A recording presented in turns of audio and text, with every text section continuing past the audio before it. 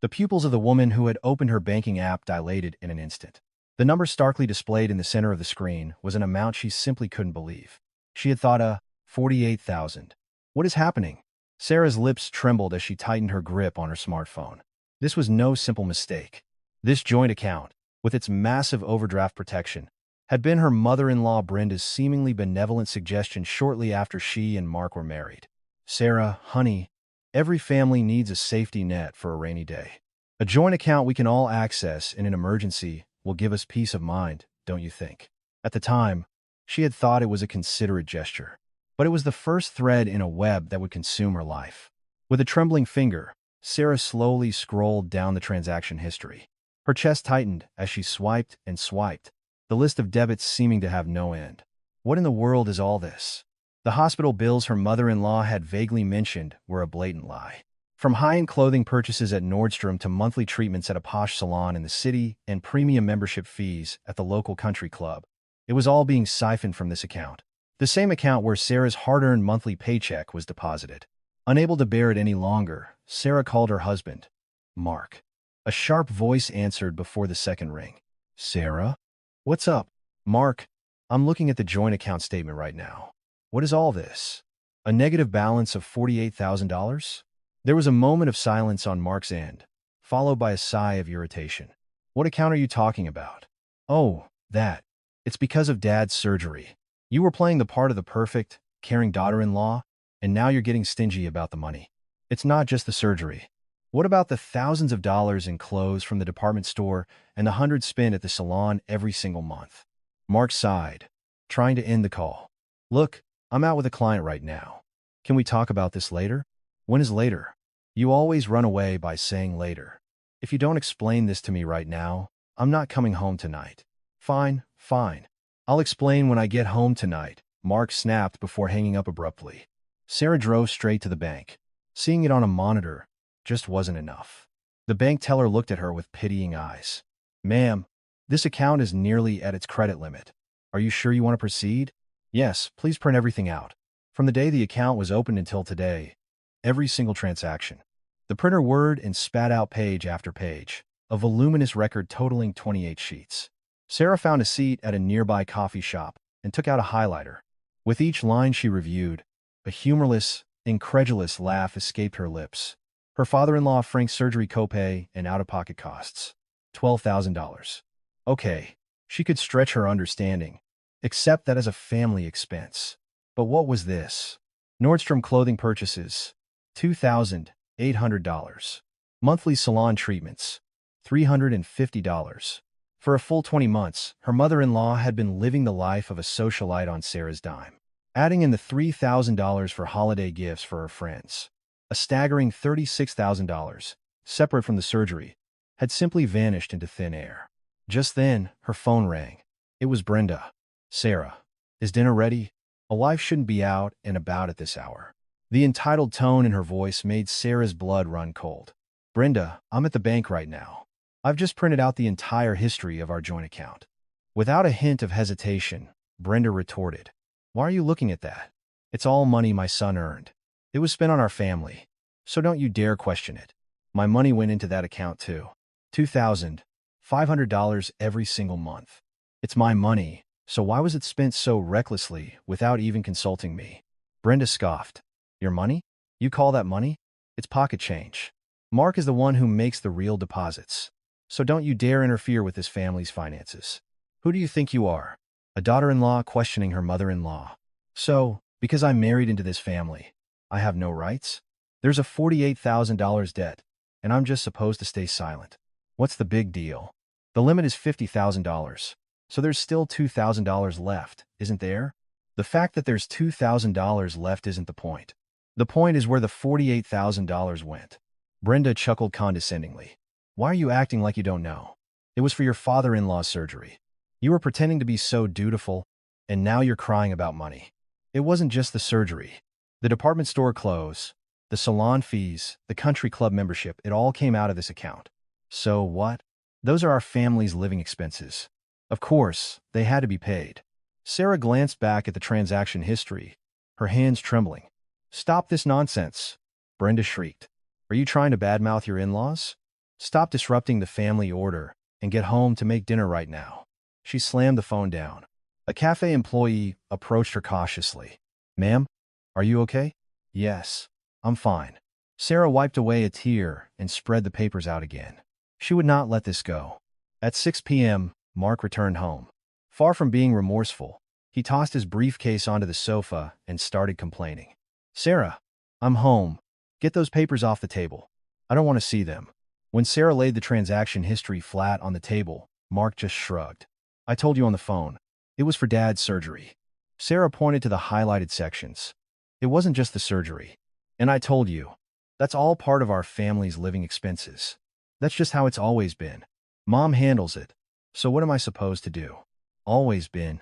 Who decided that? I was never consulted once. Consulted? What does that matter? It's money that was going to be spent anyway. Sarah looked Mark straight in the eye. If it was going to be spent, you should have told me beforehand. My salary goes into that account too. So why am I the only one who doesn't know what's happening? It's a joint account. How can you say you didn't know? There's only $2,000 of credit left. Next month, we're going to exceed the limit. Despite Sarah's desperate plea, Mark didn't bat an eye. So, there's $2,000 left. What's the problem? We spent within the limit, so why are you making such a big deal? With that, he slammed the bedroom door and shut himself in. Left alone, Sarah stared at the transaction history with cold eyes. This isn't just about money. It's been eating away at my life. So, there's $2,000 left, she muttered to herself. Then next month, the account will be maxed out. She took a deep breath. What do I do now? At 5 a.m., in the pitch-black darkness, Sarah sat alone on the living room sofa and opened her banking app. The cool blue light of the screen reflected in her somber eyes. Her fingers began to move over the screen, without hesitation, but very slowly. Password change. Complete. Debit and credit cards. Cancelled. All automatic transfers. Terminated. With every button she pressed, her heart pounded as if it would burst. But she didn't stop. From now on, I manage my own money. Your personal ATM went out of service yesterday. Sarah left only the credit cards under her own name and severed every payment method linked to her in-laws. From the family credit card Brenda swiped at the department store, to the debit card Mark used for drinks with his buddies, all of it was terminated. It's done. Now, the real fight begins. Sarah took a deep breath and put down her phone. As soon as 6 a.m. hit, the silence was broken by a harsh vibration. As expected, it was her mother-in-law. Sarah, why isn't the card working? I'm at the convenience store, and it says payment declined. Sarah answered the phone calmly. Brenda, do you know what time it is? Why are you shouting? It's rude to wake people up. Rude? My card isn't working. And you're worried about being rude? Fix it now. Brenda's shrill voice pierced through the receiver. I canceled the card. I told you yesterday. The account has no money left. Brenda gasped at Sarah's firm tone. Canceled? By what right did you cancel it? It's not your card. It's our family's card. It's my card, linked to an account in my name. It's only natural that I manage it. From now on, if you need something, you can submit a request directly to me for approval. I'll review it and make a decision. You insolent girl. You want your mother-in-law to get your approval? Are you insane? Brenda shrieked. But Sarah hung up without a second thought. A moment later, Mark stumbled out of the bedroom, his hair a mess. Sarah, Mom just called. What's going on? What's this about? You canceling all the cards? It's exactly what it sounds like. I told you the account was maxed out. We can't use it anymore. Mark stared at Sarah, flabbergasted. Still, you should have told me first. Why did you suddenly cancel everything? Would anything have changed if I had? You just take your mother's side anyway. Take her side. Do we really have to be like this as a family? Family? When have you ever treated me like family? You saw my salary as money from a public vending machine. But when I was struggling, you pretended not to notice. My paycheck is not family money. Mark was speechless, his mouth hanging open. Sarah coldly picked up her bag and walked to the front door. I'm leaving for work. Dinner is fend for yourself. Not a single cent of my money will be spent on groceries for this house anymore. Even as she sat at her desk at the office, her phone buzzed incessantly. 31 missed calls. 23 from her mother-in-law. 8 from Mark. Sarah shoved the phone deep into a drawer. Today, I focus on my work. Around 1 p.m., a barrage of text messages began to pour in. Salon monthly treatment. Payment failed. Country club membership fee. Payment failed. Nordstrom VIP membership renewal. Payment failed. Sarah reviewed the list, one by one, a bitter laugh escaping her. Hotel restaurant. Standing reservation. Payment failed. What is this now? She meticulously copied each item into a notepad app. There wasn't a single expense for groceries or essential medical bills. It was all vanity, extravagant spending purely to keep up appearances. At 3 p.m., the inevitable happened. Brenda stormed into the insurance agency where Sarah worked. "Sarah, you get out here right now." The commotion drew the stares of all her colleagues. Sarah calmly walked out to meet her. Brenda grabbed Sarah's arm with a crushing grip and hissed, "Are you out of your mind? You want to be humiliated in front of your coworkers? Let go of me. Causing a scene at my workplace is far more humiliating for you." When Sarah coolly pulled her arm away, Brenda stomped her foot in frustration. "Your account? You called it your account? It's our family's joint asset. If it's joint, why did $350 come out of it every month for your salon appointments without my knowledge? And the $150 for your country club fees? The $200 for the VIP membership? That alone is more than my father-in-law's Social Security check." When Sarah held up her phone with the Notes app open, Brenda's face turned ashen. "Are you investigating your mother-in-law's expenses? You wicked girl. I'm just stating the facts. You've played the part of a wealthy lady with my money for 10 years. Isn't it time to stop? Live on Dad's retirement income." Unable to control herself, Brenda raised her hand to strike, but Sarah stood her ground, unflinching. "Go ahead, hit me. There are security cameras everywhere, and my colleagues are all watching. If you want to leave evidence, be my guest." Brenda's hand trembled in the air before she finally lowered it and stormed away. "You venomous snake. You just wait and see." That evening, when Sarah returned home, Mark and Brenda were sitting in the living room, the air thick with tension. "You're home," Mark said coldly. Sarah put down her bag. "Reinstate the card. Your mother was humiliated in front of her friends and fell ill." "I'm not reinstating it. For 10 years, $300,000 of my money went into plugging the holes in this household. All I have to show for it is a $48,000 debt. You want me to go through that again?" At Sarah's sharp retort, Brenda shot up and screamed, "Why is that a debt? It was an investment in our family." Sarah replied with a sneer. "An investment? Then where's the return? Was it all invested in the dye on your hair?" Brenda's jaw tightened, and she couldn't say a word. Sarah walked past them toward her room, delivering the final blow. "From now on, we live by the book. Emotional appeals and guilt trips won't work on me anymore." The sound of her door slamming shut filled the living room with a suffocating silence. After work, in the unlit living room, Sarah stared intently at her laptop screen. An Excel spreadsheet filled the display, detailing her husband Mark's spending history down to the second. "The days you said you were out meeting clients, you weren't working, were you?" Sarah's voice, low and cold, echoed through the room. The records were damning. At 3 p.m., a $300 cash withdrawal from a street corner ATM. At 6 p.m., right after work, a sudden $500 cash advance from a credit card. And at 11 p.m., when everyone was asleep, a $1,000 short-term, high-interest loan. Sarah clicked the mouse, her breath catching in her throat. This wasn't a one-time thing. It happened almost every week. Just then, Mark walked in, looking like a thief caught in the act. "Sarah, I'm home. Why are you sitting in the dark?"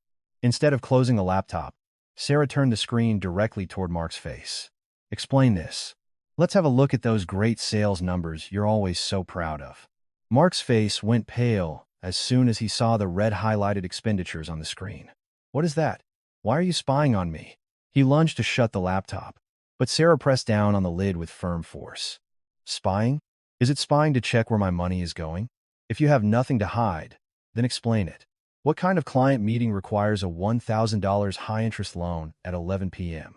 Mark bit his lip, seething. "It was for entertaining clients. You have no idea how often salespeople need cash on hand when they're out meeting people." "Entertaining clients? Then why didn't you use your corporate card?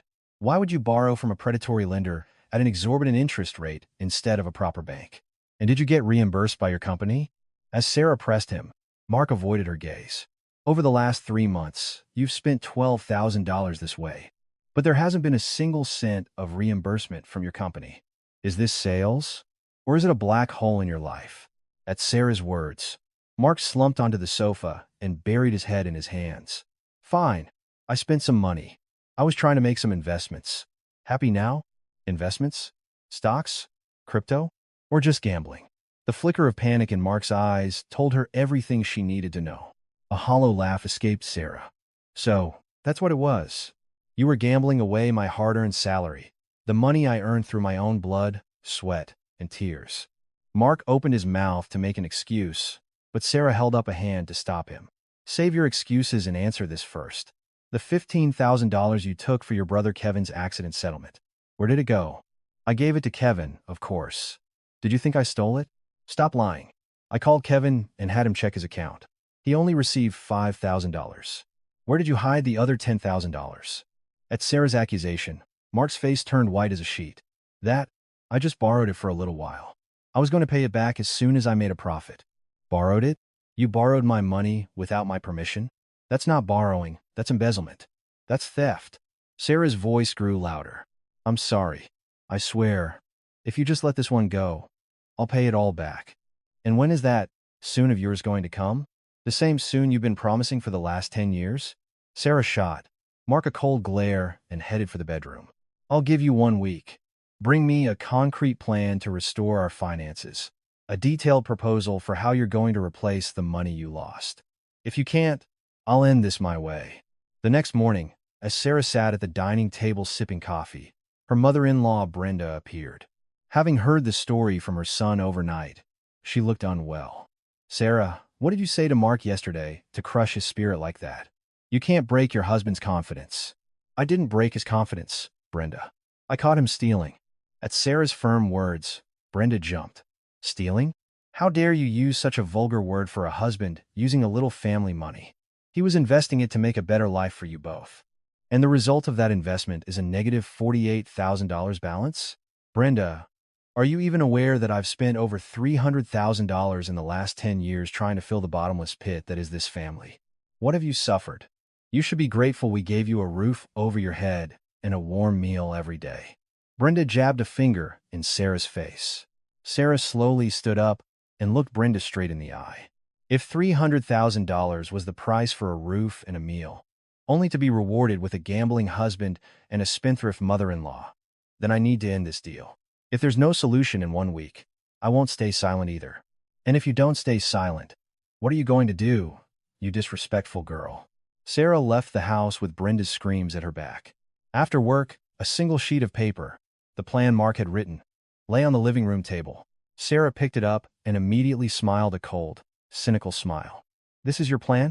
It just says I will save $1,000 a month with your signature. Hey, I said I'd make an effort. When someone shows some goodwill, you should try to trust them. At Mark's shameless attitude, Sarah tore the paper in half and threw it on the table. There are no specific numbers. Where will you cut expenses? When will you deposit the $10,000 you embezzled? There's nothing here. And you expect me to trust this? Sarah, please. I know I've done wrong. But do we have to be so rigid with family? Mark clutched his head, looking more angry than sorry. Sarah looked at him with disdain and went into her room. I said, 1 week. Use the remaining time wisely. This is your last chance. From behind the closed door, she could hear Mark's crude cursing and Brenda's sobs, but Sarah's heart had already turned to ice. Sarah, Kevin got into an accident. You need to come to the hospital right now. At 2 p.m., while in the middle of an important consultation with a client, Sarah's phone rang loudly. She frowned at her husband's frantic voice. I'm with a client. It's not a good time. I'll come later. But her husband was insistent. Not later. Right now. Mom said she won't forgive you if you don't come immediately. The line went dead. Sarah sighed deeply and had to bow her head in apology to her client. When she arrived at the emergency room, Brenda's loud wails filled the hallway. Mark stood beside her, wringing his hands, while his brother, Kevin, lay on a gurney, casually playing a game on his phone. Brenda, how is Kevin? At Sarah's question, Brenda turned on her as if she had been waiting. What took you so long? My precious son's leg is broken. His motorcycle is totaled. Sarah walked over to the bed and looked at Kevin, whose leg was in a cast. Kevin, does it hurt a lot? Nah, it's just a little sore. Kevin answered dismissively, not even bothering to look up. How exactly did the accident happen? Kevin gave a vague reply. I was just driving, and this car suddenly cut me off. Just bad luck. And you were following the traffic signals correctly? At Sarah's sharp question, Kevin's eyes flickered. Why are you asking things like that? The other driver was at fault. Okay? Brenda chimed in, fanning the flames. Sarah, is that really what's important right now? Instead of thinking about how to nurse our son back to health, you're interrogating him? I understand he's hurt, but I need to know the exact circumstances of the accident to handle the insurance claim. This is my expertise, after all. Insurance? Forget that. You just use your skills to squeeze a massive settlement out of the other guy. Sarah was dumbfounded by Brenda's audacious demand. The settlement is determined by the percentage of fault for both parties. If Kevin so much as ran a signal, the situation changes completely. He didn't run a signal. The other car came flying out of nowhere. Brenda shrieked, and Mark backed her up. Sarah, are you doubting my brother right now? A family member is hurt, and you're starting with an investigation? Sarah coldly shook off Mark's hand. I've been in the insurance business for 10 years. In accidents like this, checking the dashcam footage is essential. Kevin, where's the video? Kevin turned his head away and mumbled. Don't have one. Never installed it. You're a delivery driver and you work without a dashcam. Does that even make sense? It was annoying, so I took it off. What's the big deal? Sarah let out a humorless laugh. It is a big deal. Now you have no way to prove you weren't at fault. The other car probably has a dashcam. We can just look at that. Kevin replied shamelessly. Sarah immediately called the insurance company. Yes, I'd like to check on a claim number, please. The claimant is Kevin Miller. As the call continued, Sarah's expression grew colder and colder. After hanging up, she looked at Mark and Brenda. The other party's dashcam footage has been confirmed. Kevin ignored a red light and slammed into the side of a car proceeding straight while going 50 miles per hour. A sudden silence fell over the emergency room. The fault ratio is 100-0. Kevin is the at-fault party. We have to pay for the other driver's car repairs and their hospital bills. Brenda shot to her feet. That can't be right. It's fabricated. My Kevin is such a good boy, he wouldn't run a red light. It's not fabricated. It's evidence submitted to the police. Mark, also stunned, turned on his brother. Kevin, did you really run a red light? Bro, the delivery was running super late. Brenda shielded Kevin and pushed Mark away. Stop picking on him. Anyone can make a mistake when they're in a hurry. Sarah, you work at an insurance company? Can't you make this go away? Am I God? You want me to cover up a crime? And Kevin, you've had 5 accidents in the past 2 years, haven't you? Each time, instead of going through insurance, you borrowed money from me to settle in cash. Sarah opened an Excel file on her phone, and Mark's eyes widened in shock. 5 accidents? Why didn't I know about this? Because the $10,000 you gave me went to cleaning up those messes. But this time, the scale is so large that the insurance company is considering terminating his policy. Kevin won't even be able to work as a delivery driver anymore. Brenda grabbed Sarah's arm and pleaded. Then you have to do something. You're an insurance expert. Use your connections to stop it. And why should I do that? This is a situation of Kevin's own making. He ran a red light and injured someone, and now you expect me to clean up his mess. You venomous snake. Accidents can happen to anyone. Are you going to be this heartless to family? Despite Brenda's shouting, Sarah was resolute. The settlement and fines for this will come to $20,000. Whether Kevin has to take out a loan or work construction, he needs to figure it out himself.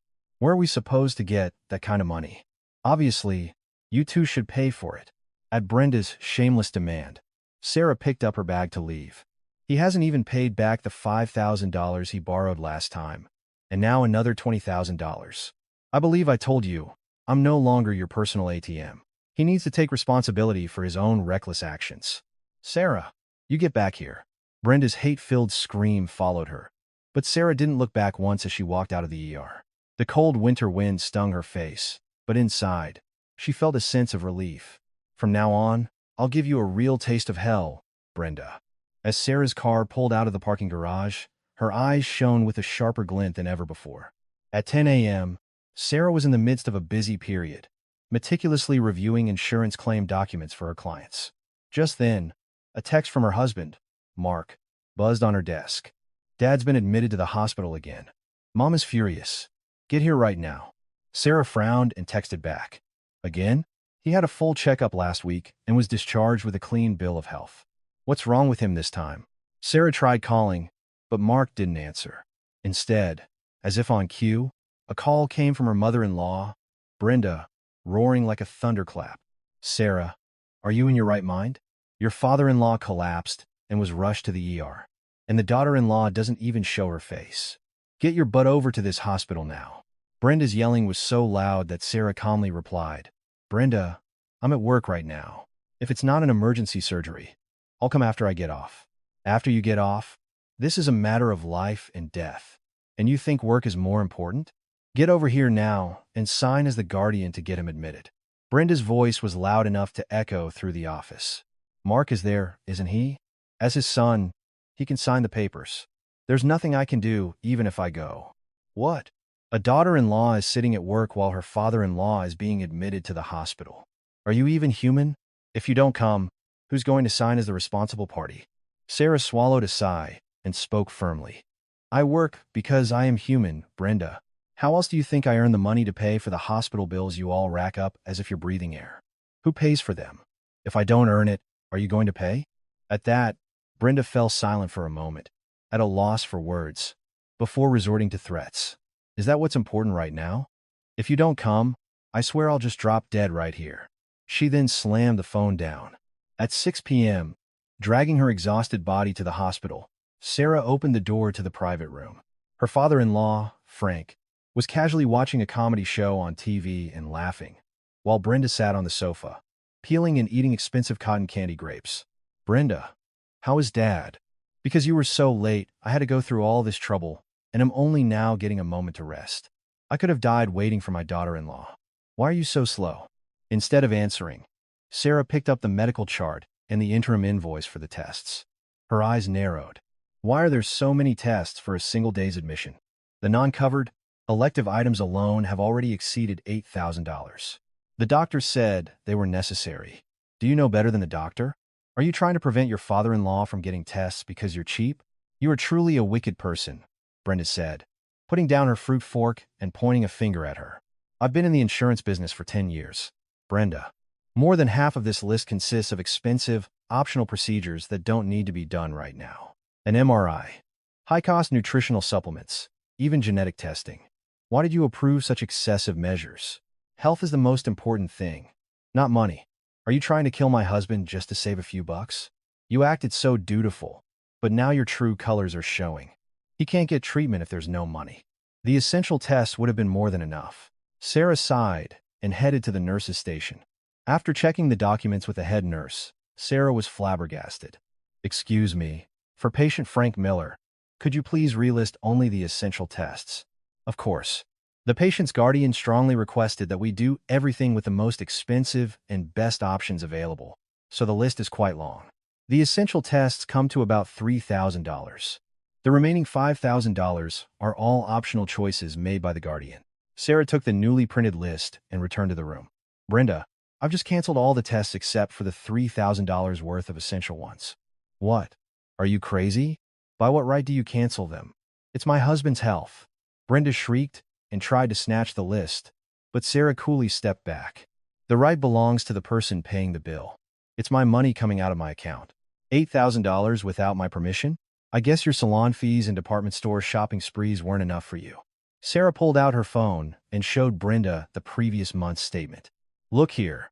While your father-in-law's hospital bills were $1,200 a month, your dignity maintenance expenses were $1,300.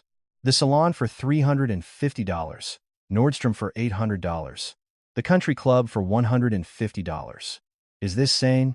That's what I need when I meet my friends, so I don't lose face in the neighborhood. So, while your husband is wasting away in a hospital room, you're saving face and sipping coffee in the Nordstrom VIP lounge. The cost for that lounge coffee alone was over $200 a month. Is meeting your friends more important than your husband's treatment?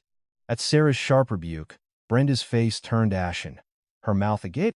From now on, I will only pay for the absolutely necessary medical treatments with my money. As for the rest, the nutritional supplements, the private room, you can figure that out yourself, Brenda. With what money? Where am I supposed to get money? Cancel your salon appointments and your Nordstrom VIP membership. You'll have the money then. If you can't even do that, then don't you ever pretend to be worried about your husband's health again. Brenda's face turned beet red as she trembled with rage. Are you telling me to give up my dignity? At my age, you want me to stop getting my hair done and wear clothes from the flea market? You will be punished by God for this. Did you really think the dignity you built on the debt in our joint account was real dignity? And the $150 a day private caregiver fee? I'm no longer paying for that with my money. You can care for him yourself, Brenda. What? At my age, how can I attend to him all night? If my back breaks, are you going to take responsibility? You said you'd do it yourself, didn't you? Then that's great. You can save on the caregiver fee and keep getting that expensive perm of yours. Sarah picked up her bag without a second thought and left the room. From behind her, she heard screams of Sarah, "Get back in here right now. Don't you dare leave." But she walked down the hall, rechecking the Excel file on her phone. Hospital essentials, $3,000. Mother-in-law's luxuries, $1,300. The difference was stark, and Sarah's resolve only hardened. As she waited for the elevator, Mark, who had rushed from work, stood in her way, panting. "Sarah, what are you doing to my mom? She just called me, crying. Are you insane? I just told her the truth. Did I say anything that was wrong? Even if it's the truth, you can't say it like that. Think how hurt she must be. Are you really going to be this petty about money with family?" Sarah glared at Mark and asked coldly, "So my mother-in-law's hurt feelings matter, but my own wounds, worn down to nothing from supporting you all for 10 years, don't matter. Over $300,000 of my money went into this house, and all that's left is a maxed-out line of credit. Is that normal to you? That, I told you, I'll pay it back later. I'm done. I'll only pay for the essential hospital bills. The rest is on you and your mother to figure out." The elevator doors closed, and Mark's bewildered face disappeared from view. Once in her car in the hospital parking lot, Sarah gripped the steering wheel tightly and took a deep breath. "I'm halfway there. Just a little more." Her phone buzzed relentlessly, but Sarah didn't even check it as she started the engine. The reflection in her rearview mirror was not that of the obedient daughter-in-law she once was. "I'm not putting up with it anymore. I will see this through to the end and drag you all down to rock bottom." In the dark of the early morning, Sarah sat alone at the dining table, staring at her laptop screen. The past 10 years were laid out before her as a cold array of numbers. 10 years. The time it took to summarize the life I poured into this house on a single spreadsheet. Sarah's voice was low and chilling. The screen displayed graphs for household living expenses, in-laws' family event costs, her husband's personal spending, and her mother-in-law Brenda's dignity maintenance fees. Blue for living expenses, red for supporting the in-laws, yellow for her husband Mark's personal consumption, and green for Brenda's luxuries. The green is overwhelming. I can almost smell the hairspray from the salon from here. Sarah clicked the mouse with a hollow smile. Mother-in-law's personal spending over 10 years, a total of $98,000. In contrast, her father-in-law's actual medical expenses over 10 years totaled $72,000. The money spent on her hair and clothes was far more than the cost of keeping my father-in-law alive. Is this even a home? Just then, a vibration broke the silence. Sarah's gaze shifted to her phone. It was Mark. "Sarah, where are you? You're not home. Where the hell are you?" To Mark's irritated question, Sarah answered drably, "Just organizing some data." "Data? What kind of data are you staying up all night for?" "The data that will identify the culprit who's been draining our finances for the last 10 years. Mark was silent for a moment. A sense of foreboding made his voice tremble. "Sarah, please, just stop. Let's be done with the money problems. I told you I'd do better." "What's done? You don't even realize how incompetent you've been. We're only just at the beginning of the truth. What are you trying to do? I'm going to show you. For the last 10 years, who was the pillar of this house, and who was the parasite?" At that, Mark abruptly hung up. Sarah, unfazed, finished her final calculation. Mark's actual contribution. Out of an average monthly income of $4,800, his personal spending was a whopping $4,200. His actual contribution to the household was a mere $600. Over 10 years, that's only $72,000. Not even close to my contribution. You weren't the head of the household. You were just a guest who put a spoon on the table. Sarah bit her lip hard and opened the record of late credit payments. Every time the credit card company called with warnings, Sarah had used her own credit score as collateral to patch the holes. This wasn't maintaining a family. This was a crime. Covering up your incompetence with my life. When she entered the house after 9 p.m., Brenda and Mark were sitting in the living room, stern-faced, as if presiding over a trial. "You're home? What does a daughter-in-law do out so late at night?" To Brenda's sharp question, Sarah took her laptop out of her bag and placed it squarely in the middle of the table. "I've finished organizing the data. This is our household's 10-year financial history. Open your eyes and look carefully." Brenda snorted and glanced at the screen. "What's the point of this number game? We all lived off the money my son earned." "The money your son earned? Would you like to see?" "Out of a total expenditure of $320,000 over 10 years. My contribution was $280,000. Mark's was a mere 2.5 years. Null. Does this look like we lived off the money your son brought home?" At Sarah's question, Mark's face turned beet red. "What kind of calculation is that? I brought my paycheck home every month. I have records of you withdrawing that money again in cash. $84,000 to your stock trading account. $32,000 to your crypto exchange. That's over $100,000. Your salary went to the gambling table while all the living expenses were paid from my salary, can't you see?" Sarah opened the next page. 24 late credit card payments. 18 debt collection calls. I stopped them all with my credit. If I hadn't, you'd be a credit delinquent living on the street right now. Watching from the side, Brenda shrieked. It's still the money her son earned.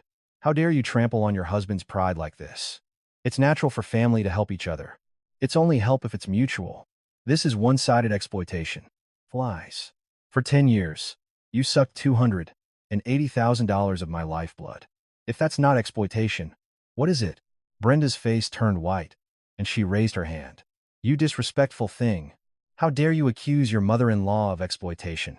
Sarah didn't flinch and offered her cheek. Go ahead. Hit me. I'll add assault to the record. You took my sacrifices for granted for 10 years.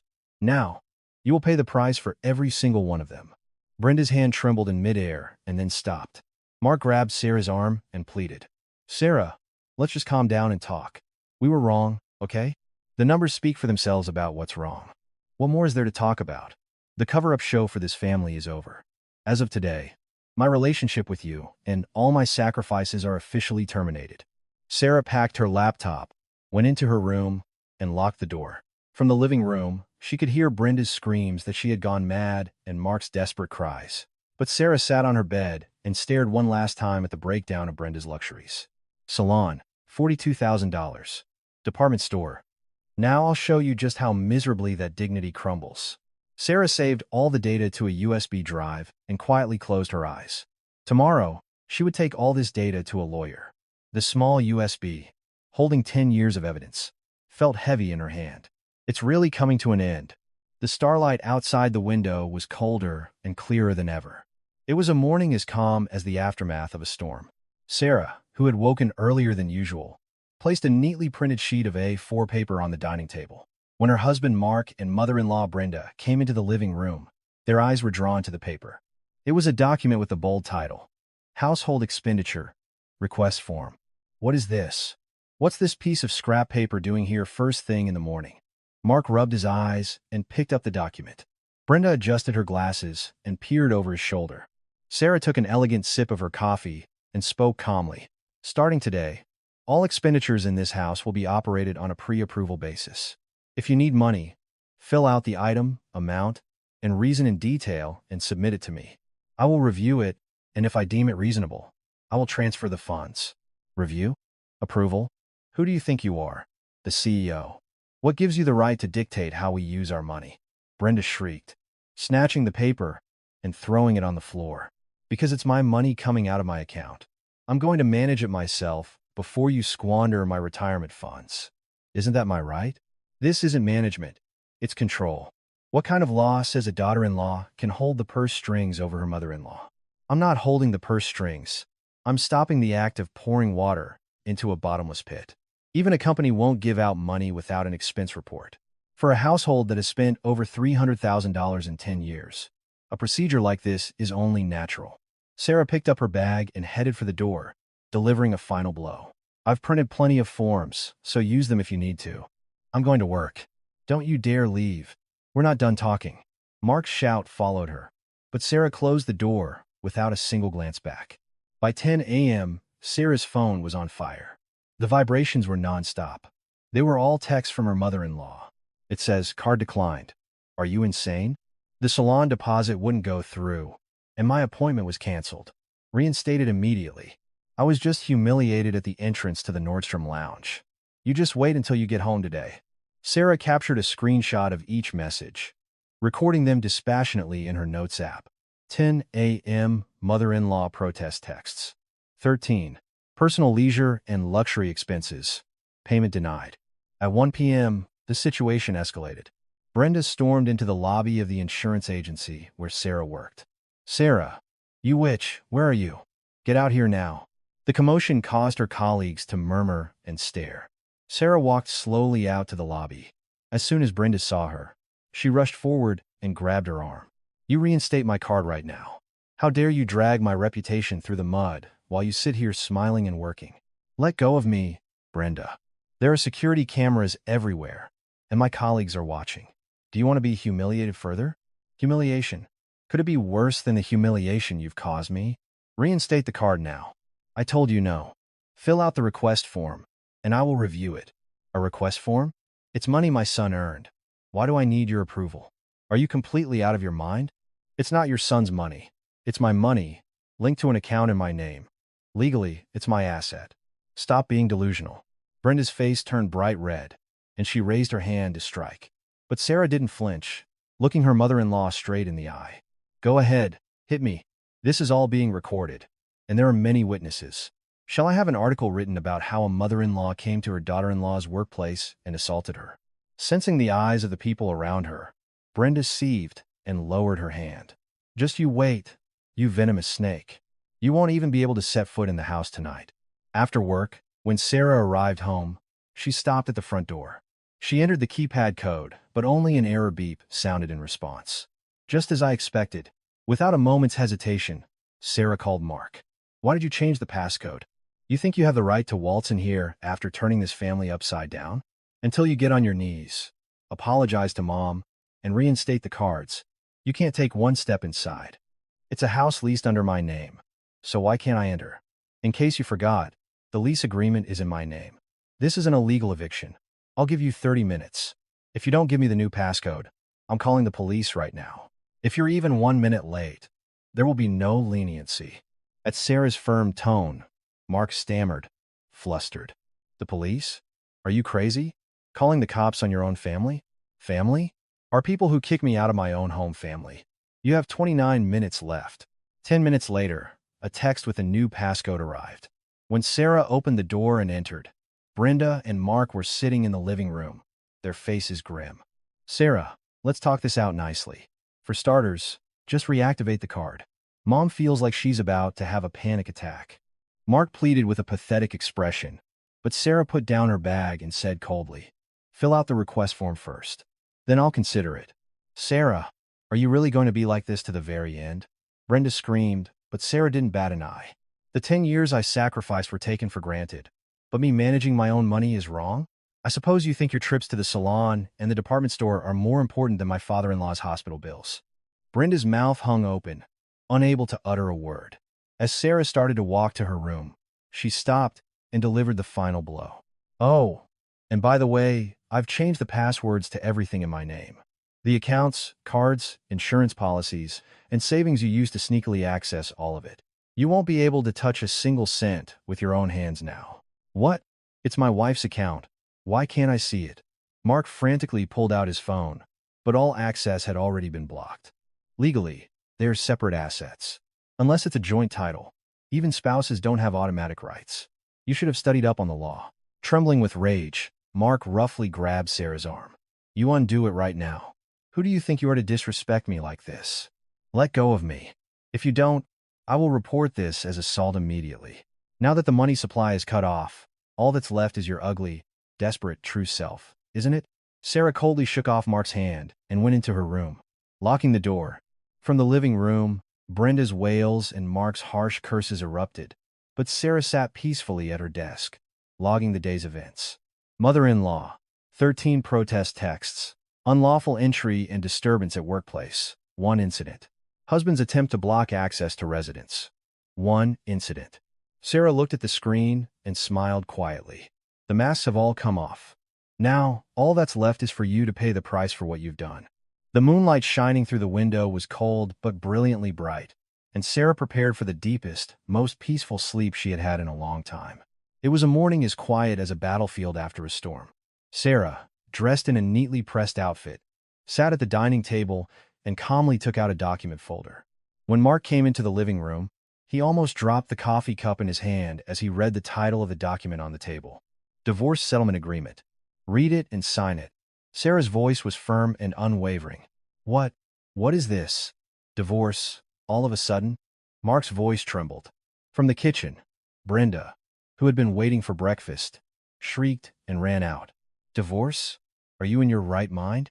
Your father-in-law is in the hospital, and a daughter-in-law dares to serve divorce papers. It's because I'm in my right mind that I'm doing this. I no longer have a single reason to waste another second of my life playing the role of this family's wallet. Mark picked up the papers, but his hands were shaking so much the pages rustled. Sarah, let's calm down and talk. I know we went too far, but divorce? This is crazy. We've had plenty of talks over the last 10 years. This conversation ended the moment you chose to ignore my voice and hide behind your mother's skirt. Sarah took a black USB drive from her bag and placed it on the table. Everything from the last 10 years is on here. The transaction records of you embezzling my money, the late payment history, the costs for your brother's accident cleanups, and even the audio recordings of the verbal abuse you all hurled at me. Mark's face instantly turned white. Verbal abuse? When did I ever abuse you? Last Thursday, when you screamed that I had ruined the family and threw things. It's all recorded. The text message your mother sent the week before, telling me not to get a big head just because I earn a few pennies. I have a screenshot of that too. It's more than enough evidence to prove who the at-fault spouse is in court. Brenda, her eyes filled with venom, started to lunge at Sarah, but Sarah stopped her with a cold glare. Don't come any closer. I'm already prepared to file a report for signs of impending assault. Now, look at the asset division list. The lease on this apartment is in my name and was paid for with my money, so I am taking it in its entirety. My savings from before our marriage are also my separate property. Mark flipped through the document and cried out, "You're taking the entire apartment? Then, where are we supposed to live? You want us to live on the street? Your mother has a condo in her name, doesn't she? You can move in there. It might be a tight squeeze for 3 people, but that's the consequence of your own actions." Brenda clutched her chest, her mouth agape. "I can't live there. It's too small. You are truly a venomous, cruel woman. That's not my problem. You lived a life of luxury in a spacious home, while squandering $300,000 of my money. Now, it's time to pay the price." Sarah continued without pausing, turning to the next page. "The $48,000 on the line of credit. That is your sole responsibility, Mark. You borrowed it in your name to gamble on stocks and crypto. Legally, it won't be recognized as joint marital debt. You can spend the rest of your life paying it back." Mark threw the papers on the floor and wailed. "How could you do this? We lived together for 10 years, and you're going to leave me with a mountain of debt? Let's get the facts straight. You're the one who created the mountain of debt. I'm just walking away from my share of the burden." Brenda collapsed on the floor and began to sob. "Oh, what about my poor husband's hospital bills? Are you telling me to starve to death in that tiny condo? Your father-in-law's hospital bills? From now on, your son can pay for them. If you quit the salon and stop shopping at Nordstrom, you'll have more than enough for his treatment. You said maintaining your dignity was more important than your husband's life, right? Well, you can try to keep that dignity while living in poverty." At Sarah's cold words, Brenda fell silent, staring at her blankly. Mark fell to his knees and grabbed Sarah's pant leg. "Sarah, please. I was wrong. Just one more chance. Please, just one more. I'll die without you." "A chance? I gave you tens of thousands of chances. Every time you lost money in the market, every time a text alert came for your mother's department store purchases. But not once did you ever even say thank you. You took it for granted." Sarah shook off Mark's hand in disgust. "I've already signed the lease on a new place. I'm moving out next week." While your eyes were bloodshot from staring at stock charts, I was busy preparing to get my life back. Tears of belated regret streamed down Mark's face, but Sarah's heart was colder than ice. "I'll give you 1 week. Sign the papers for an uncontested divorce. If you don't, I'll take you to court and expose your disgusting private lives to the world." Sarah opened the front door and walked out. The sounds of Brenda's shrieks and Mark's sobs from behind her felt like nothing more than noise pollution. A week later, a gaunt-looking Mark stamped his signature on the agreement. Is this really the end? Yes, it's the end. We are now complete strangers. Sarah put the documents in her bag, showing not a single trace of attachment. As per the agreement, transfer the security deposit to my account. You know that if the line of credit goes into default, your credit score will be ruined. Good luck paying it back. Sarah left the cafe and basked in the pouring sunlight. It was the first taste of true freedom she had felt in 10 years. A month later, Sarah woke up in her own small but cozy new apartment. It was a perfect peace, free from her mother-in-law's nagging and her husband's debt collection calls. Her phone rang with Brenda's name on the screen, but Sarah calmly added the number to her block list. We're strangers now. Sarah smiled, looking out the window. I'm free. Completely free. At the same time, her former in-law's home was a living hell. In the cramped condo, Brenda constantly berated Mark, screaming, "That witch ruined our family," while Mark stared blankly at a mountain of loan statements. How am I supposed to pay back $48,000? Mom, please, just stop going to the salon. We have no money. At Mark's pleas, Brenda would shriek back. Is it my fault I'm not pretty enough? It was an endless cycle of misery. Sarah sipped her warm coffee and turned the page of a book. The news of her promotion to team manager at the insurance agency, along with a hefty paycheck deposited in her account, was now ready to be spent solely for herself. The sacrifice of 10 years was costly, but the rest of my life will be brilliant. Sarah smiled faintly and closed her eyes. It was the sweetest taste of victory, one that only those who have broken free from oppression can truly savor. This story portrays the exploitation that can occur under the guise of family and the courage of one woman to break those chains. We are often taught that because we are family, we must sacrifice unconditionally, and that to be particular about money is petty. However, this story serves as a warning. Peace maintained by the one-sided sacrifice of an individual is not a normal family. It is not love, but parasitism. What Sarah reclaimed after 10 years was not just her bank balance, but the sovereignty over her own life. The statement, "I will manage my own money," is not selfishness, but the most fundamental declaration of taking responsibility for one's own life. In contrast, the story shows how the dignity of the mother-in-law and the pride of the husband, built on the suffering of another, crumble like a sandcastle, teaching us that true self-esteem comes not from the sacrifices of others, but from one's own integrity. The era when endurance was considered a virtue is over. This story aims to convey the message that if a relationship is eating away at you, even if it is family, you must have the courage to sever it. Only then can your real life truly begin. What did you think of Sarah's courageous choice today? In a world where someone's sacrifice is often taken for granted, protecting oneself is the most precious thing of all. Please feel free to share your thoughts in the comments. Your subscriptions and likes are a great source of strength for our channel to create better stories. Thank you for your precious time and for watching.